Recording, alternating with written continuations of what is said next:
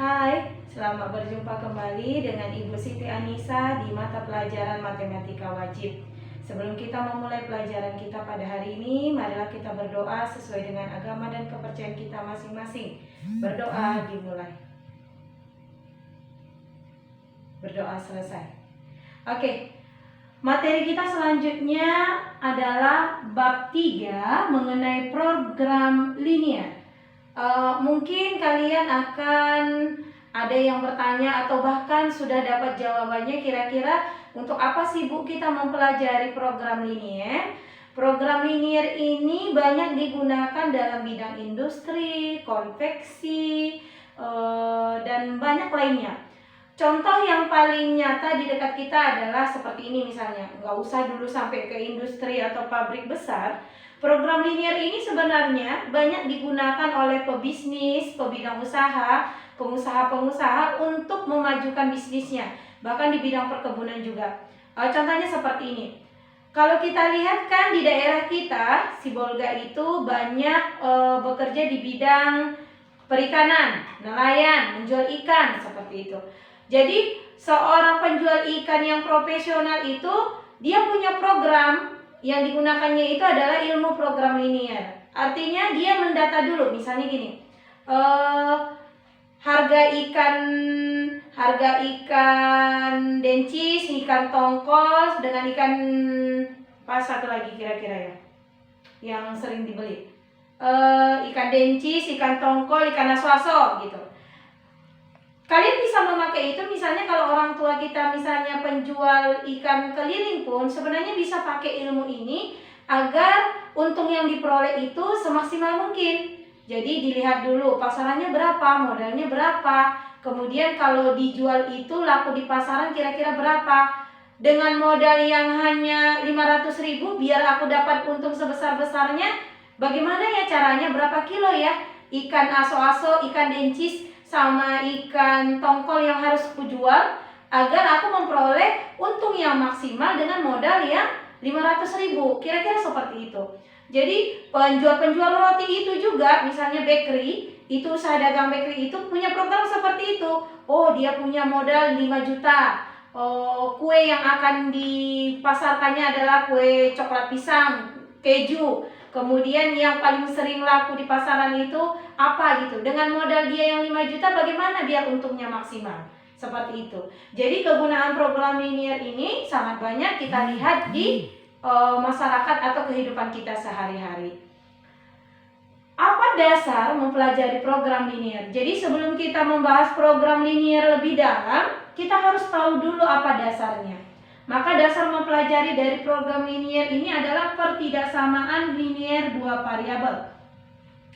Kalau kalian ingat pertidaksamaan linear dua variabel itu di kelas 10 kalian sudah mempelajari pertidaksamaan linear satu variabel. Masih ada yang ingat? Iya. Kalau pertidaksamaan linear satu variabel berarti di dalamnya itu ada koefisien, ada variabelnya cuma satu, kemudian di dalamnya ditandai dengan ketidaksamaan. Jadi kalau pertidaksamaan linear dua variabel, apa sih Bu definisinya? Apa sih artinya? Berarti kalau kita lihat per suku kata, pertidaksamaan terdiri dari kata pertidaksamaan linear dua variabel. Kalau pertidaksamaan berarti di dalamnya ada tanda ketidaksamaan. Kalau dia linear berarti variabelnya itu pangkat tertingginya adalah 1. 2 berarti ada 2 variabel, ada 2 huruf nanti ditandai 2 huruf di sana. Itulah definisi dari pertidaksamaan linear 2 variabel. Sekarang ada BU. BU ini adalah bentuk umum. Bagaimana bentuk umum dari pertidaksamaan linear dua variabel, Bu? Bentuk umumnya adalah AX tambah kurang. Arti tambah kurang di sini boleh tambah, boleh kurang. BY lebih besar atau sama dengan C. Jadi kalau A dan B itu namanya koefisien. X dan Y inilah yang disebut sebagai variabel. Lebih besar atau sama dengan, inilah tanda ketidaksamaan. Apakah selamanya dia lebih besar atau sama dengan, Bu? Tidak. Bisa lebih kecil, bisa lebih besar, bisa kurang dari atau sama dengan. Maka tanda ketidaksamaan itu kemungkinannya ada 4, bisa lebih dari atau sama dengan, kurang dari, lebih dari atau sama dengan. Dan kemudian syaratnya A dan B-nya itu nggak boleh sama dengan 0. Kenapa? Kalau sempat A dan B-nya sama dengan 0 berarti semuanya konstanta dong. Ya kan? Variabelnya hilang. Makanya A dan B-nya itu nggak boleh sama dengan 0.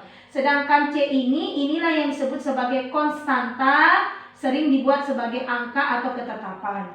Contoh, Ibu mau buat contoh dulu.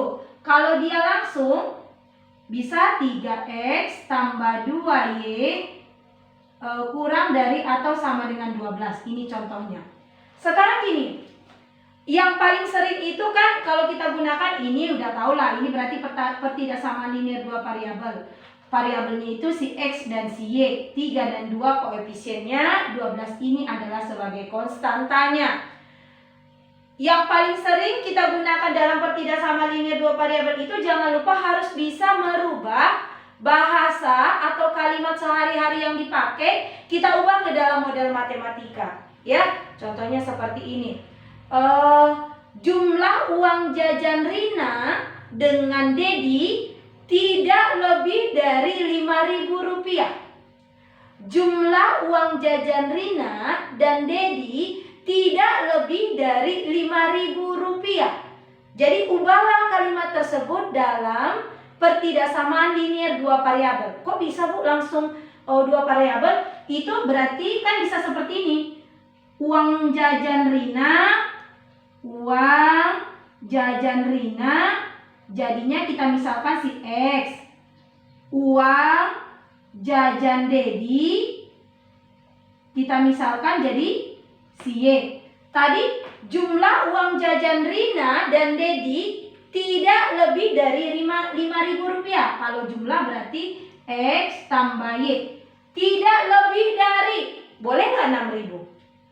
Iya, nggak boleh 6.000. Boleh nggak 4.000? Boleh, Bu. Iya, boleh. Karena tidak lebih dari 5.000. Berarti kurang atau sama dengan 5.000. Ini juga merupakan kalimat yang panjang tadi, merupakan pertidaksamaan linear dua variabel, diubah ke model matematikanya jadi seperti ini. Oke, setelah ini kita pahami, kita sudah lihat bentuk umumnya. Sekarang apalagi, Bu, yang perlu kita bahas di pertidaksamaan linear dua variabel, yaitu bagaimana cara melukis daerah penyelesaian pertidaksamaan linear dua variabel. Sebelum ke sana, sebelum kita bahas bagaimana caranya, ada yang perlu kalian ketahui mengenai daerah penyelesaian pertidaksamaan linear dua variabel. Kenapa Ibu buat tanda seperti ini? Ini lebih dari atau sama dengan, kurang dari atau sama dengan. Kalau di dalam kurva atau di dalam daerah penyelesaian ini ditandai dengan garis tebal. Tapi kalau tanda lebih dari, kurang dari ditandai dengan garis putus-putus. Ini paham dulu ya. Oh, berarti kalau nanti tanda pertidaksamaannya lebih dari atau sama dengan, kurang dari atau sama dengan, dia dilukiskan pakai garis tebal. Kalau dia lebih dari, kemudian kurang dari, dia jadi garis putus-putus. Contoh, kita lihat ya, contoh. Udah. Contoh, lukislah atau arsirlah daerah penyelesaian dari pertidaksamaan linear dua variabel berikut. Ya. Yang pertama, X tambah Y kurang dari atau sama dengan 6. Yang kedua, 2X kurang Y lebih dari 4. Bagaimana cara menyelesaikannya? Jadi dasarnya ini adalah kalian sudah harus tahu bagaimana cara melukiskan grafik dari persamaan linear dua variabel. Jadi kalau tidak tahu pun ini Ibu ingatkan kembali, tapi lebih bagus kalau kalian itu sudah paham dan ingat. Yang pertama itu adalah X tambah Y kurang dari atau sama dengan 6. Langkah yang pertama, anggap dulu pertidaksamaan ini menjadi persamaan. Jadi kita anggap ini dianggap, jadi ubah dulu tanda ketidaksamaan menjadi sama dengan. Yang perlu kita cari di sana adalah titik-titik potongnya, titik-titik potong koordinatnya biar bisa kita hubungkan. Yang pertama itu adalah ini titik potong sumbu X, Y sama dengan 0. Tadi kita anggap pertidaksamaannya jadi sama dengan, jadinya X tambah Y sama dengan 6. Syarat dia berpotongan dengan sumbu X, Y-nya sama dengan 0. Substitusikan atau gantilah Y-nya jadi 0. X tambah 0 sama dengan 6. Berarti X tambah 0 kan X sama dengan 6. Berarti X-nya 6. Koordinat itu kan X, Y. Berarti X-nya 6, 6,0. Kenapa 0, Bu? Y-nya tadi sama dengan 0. Kemudian titik potong sumbu Y, X sama dengan 0. Berarti substitusikan atau gantilah nilai X-nya sama dengan 0. X tambah Y sama dengan 6. Ganti X-nya jadi 0. 0 tambah Y sama dengan 6. Berarti Y-nya sama dengan 6. Koordinatnya 0,6.